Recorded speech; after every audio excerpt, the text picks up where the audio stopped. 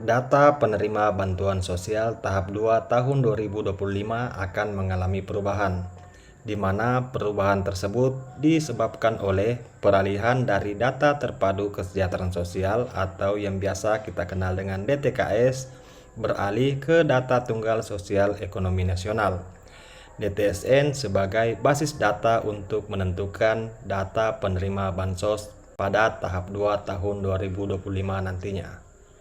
Perubahan tersebut diharapkan dapat meningkatkan akurasi dan ketepatan sasaran dalam penyaluran bantuan sosial. Pertanyaan yang muncul, lalu bagaimana dengan mereka yang selama ini terdata dalam DTKS dan menerima bantuan sosial berupa sembako atau BPNT dan program keluarga harapan pada tahap 1 tahun 2025 kemarin? Apakah masih menerima bansos pada tahap 2 nantinya atau malah digantikan dengan data penerima yang baru?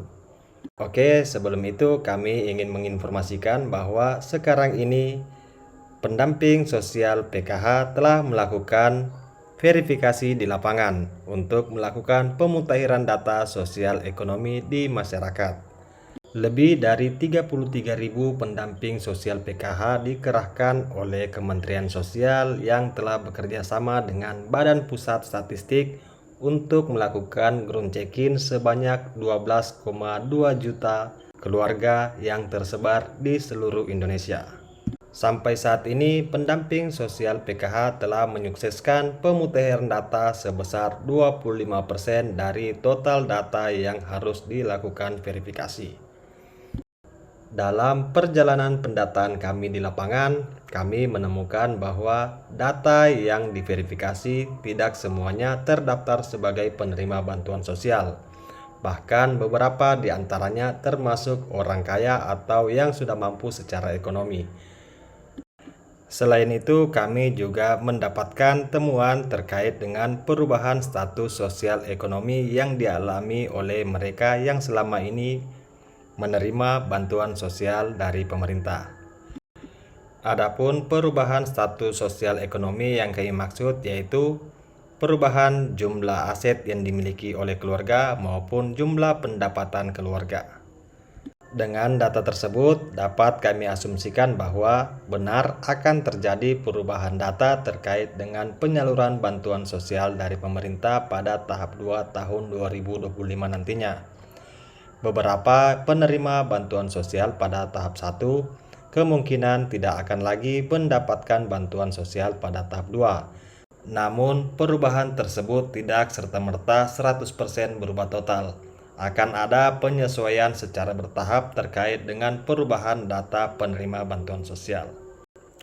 Sebagaimana yang kita ketahui bahwa jumlah penerima bantuan sosial program Keluarga Harapan atau PKH sebanyak 10 juta keluarga se-Indonesia. Sedangkan untuk jumlah penerima bansos sembako atau BPNT sebanyak 18,6 juta keluarga se-Indonesia. Kita sandingkan dengan data DTSN yang sekarang ini dilakukan pemutahiran data di lapangan, yaitu sebanyak 12,2 juta keluarga se-Indonesia. Artinya masih terdapat selisih antara daftar penerima bantuan sosial dengan data yang diverifikasi di lapangan. Dari selisih data tersebut bisa disimpulkan bahwa meskipun terjadi perubahan, tidak serta-merta perubahan tersebut berubah total 100%. Karena jumlah yang diverifikasi lebih kecil daripada jumlah penerima bantuan sosial dari pemerintah. Besar kemungkinan perubahan data akan dialami oleh keluarga yang rumahnya telah didatangi atau telah diverifikasi oleh petugas di lapangan.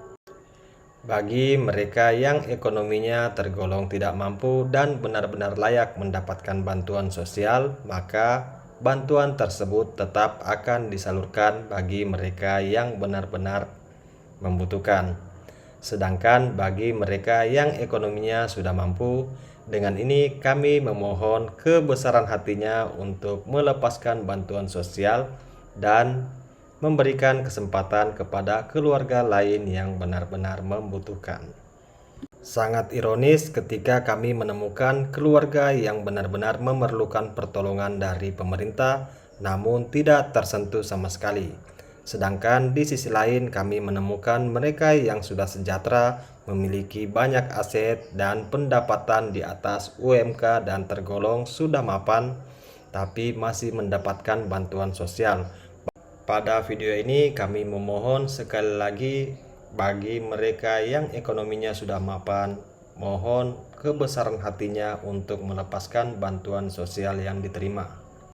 Sejatinya bantuan sosial diperuntukkan bagi mereka yang ekonominya di bawah garis kemiskinan, bukan diberikan kepada mereka yang sudah mapan atau sejahtera secara ekonomi. Pada video ini juga kami memohon kepada masyarakat secara umum untuk membantu petugas di lapangan dengan memberikan informasi akurat terkait dengan alamat tempat tinggal maupun kepemilikan aset keluarga yang akan dilakukan pendataan. Oke, sekian dulu dari saya. Untuk pertanyaan lainnya akan saya bahas pada video-video berikutnya. Terima kasih.